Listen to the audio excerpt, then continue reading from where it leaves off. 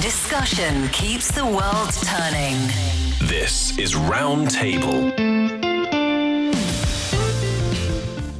You're listening to Roundtable. I'm Niu Honglin, joined by Yushun and Fei Fei. Coming up soon. Have you ever heard of the boyfriend photography? We spend so much time coaching our partners on angles and lighting that we believe we've turned them into unpaid content creators. But when it's the time of truth, click! The photo is even still blurry. What's the problem? Let's find out. Lately, the internet has been buzzing with a trend that's as funny as it's oddly heartwarming, the so-called boyfriend photography phenomenon. You've probably seen this, photos that are blurry, awkwardly framed, sometimes completely missing the point. The background is so huge, you see beautiful, beautiful mountains, but the main character in the photo, which is supposed to be the girlfriend of this boy, you can barely see their faces. It's just tiny, tiny. And when it comes to supposed to be very delicious food, which is actually the reason we're talking about it these days, is that it's supposed to be very delicious. You go to a beautiful, beautiful restaurant with the dish that you carefully chose, and you even call it beautiful food in Chinese because it's very colorful with different types of fresh ingredients, and it's supposed to look both healthy and pretty. And in the shot of your boyfriend, it's something that you lose appetite instantly. What is happening? Why is boyfriend photography such a massive, relatable trend? That is a little bit negative. Well, first of all, because they're everywhere. Name one of the boyfriend, quote-unquote boyfriends, that can successfully take a photo that their partner satisfied with. And for example, they exist? I think we have an example here in the studio. That he might have a coaching session to all of the boyfriends out there. Yes, say the name. Really? Yushun, are you that good? We'll move on to you a bit later. Let's look at the majority of the boyfriend photographers. That's exactly the reason I want to talk about this topic. Yes, please go on. So first of all, let's set the scene. I'm one of the victims of this boyfriend photography. Is that no matter it's food, when we're going on a date in a very, very beautiful restaurant, the vibe is right. The vibe is right. The music is very beautiful. The food is presentable on any social media platforms that you can think of.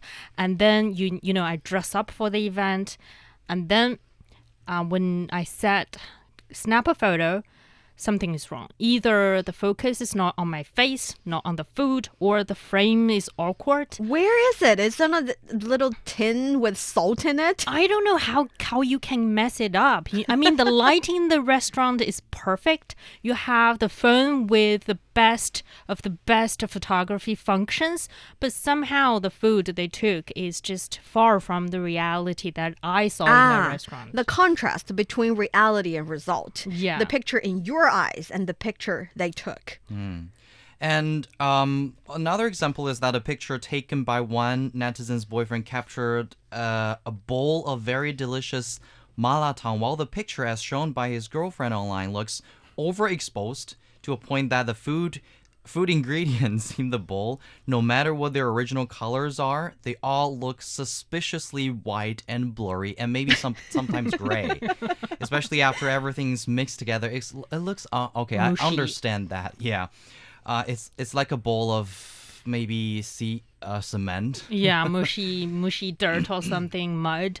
And another example that I often find myself in is that when you are going out traveling and you asked him to take a photo with a beautiful scenery in the background from afar, and they somehow like taking a photo for Finding the Waldo book that you can't find where you are. You're not the only character in the photo. You're with 200 other people. Yeah, and when I checked with him, why do you take photo like this? I'm trying to get the best of the landscape in the background as much as possible, and that's why I have to minimize you into a tiny bit so that we can get the mountain in the background. Or a huge, very, very tall pagoda is more important than you, and you are just tiny, teeny in the photo with the entirety of the pagoda. And that is not the worst scenario. The worst scenario is one of our colleagues, when he takes a photo of his lovely wife and daughter, the wife could look like she's only with a height of 1.4 meters. I don't know how did he find such angle, but another very interesting trend we see among those boy photographers that they can continue to be bad for so many years. No matter what you do, no matter how many times you tell them, no matter whether or not you've been standing at the exact spot, making sure the frame is right, everything is right, and all he needs to do is play the role of a tripod and just, click the button. He still finds a way to fail. It's like magic. So I want to ask, do you think it's in their genes? It's in their DNA, because I have seen some really good male photographers as well, and I've seen a post about a couple when they're planning their wedding photos, they hired two photographers, one male and one female, both professional ones, both really, really good. But you see that for the female photographer, she was capturing the love between the couple. It's very sweet, and you can definitely see that she's been putting in an effort of finding out the beautiful angle of the mostly the bride, the bride. But you see the male photographer, it's also very, very beautiful. It's just the couple is smaller, but the vibe is very nice. And it's a different vibe. It's a different vibe. So do you think it's a matter, or it's the difference between aesthetics of male and female? I'm generalizing a little bit, but you know what I mean. I think it makes sense, right? Aesthetic preferences is absolutely one of the points that when people are choosing what is the main object in this photo. So I think, as your example, the male photographer maybe are focusing on the whole design, the whole ratio of the whole photo. The whole photo looks good, and the couples or the main object is at the correct, the golden ratio in the part of the photo, while the female photographer is more focusing on the emotions, the main happiness of the couples, and they are more I think focusing on, or good at capturing the kind of sense and emotion of the main characters in the photo. So I think, of course, there are some different, I think, understanding when people are taking photos. Different understanding of what a good photo is. I think, yeah. And I think I need to say something for a lot of these male photographers. One thing is that it really needs a lot of effort. That is true. That means that you need to, I think, learn a lot of things, the angles that you need to take, the color they need to balance, the light that you need to find. Actually, it is a really important thing that you want when you're taking a picture for your girlfriend. And also the filter, the right filter that you're using. A lot of these things are the things that you need to learn and understand before you press that button. So I think, of course, one thing is that the effort that you put in is the thing that that is showing how much you care. And another is that is that they actually just don't care. No matter it's taking the picture of their girlfriend or the picture that they're eating. It's just, okay, this is a meal that I'm eating. I'm just showing you the food that I'm eating. So I don't really need to make it a perfect Instagrammable peak picture that you are going to post online. I'm just showing that, okay, I'm eating malatang. I'm eating several vegetables. Okay, so going back to the bad boyfriend photographers, are we saying that when they take bad pictures, they are not creating or capturing this moment, this lovely moment? Do we think bad or failed photo mean a bad memory? Well, not necessarily. But when you are not thinking about the photo taking process, when you are not holding your phone, your experience still as gold as it is. And I think the perspective point is valid is because for a lot of mostly boyfriends out there, when they are taking a photo, they are thinking about documenting this. It's not about... Well, that's a nice word, documenting it. That's exactly the word popping into the mind. That when a female photographer is trying to take the photo, she's trying to capture that moment of exchange of either eyesights or gestures. She's trying to capture that the relationship the bride or the groom is having. But for example, my husband, he's just trying to documenting, okay, this thing exists. Which is not necessarily a bad thing, because when he puts you in the background, you remember, well, your face might be blurry, but you can see your face anytime Is when it you're alibi looking evidence? when you want to look into a mirror.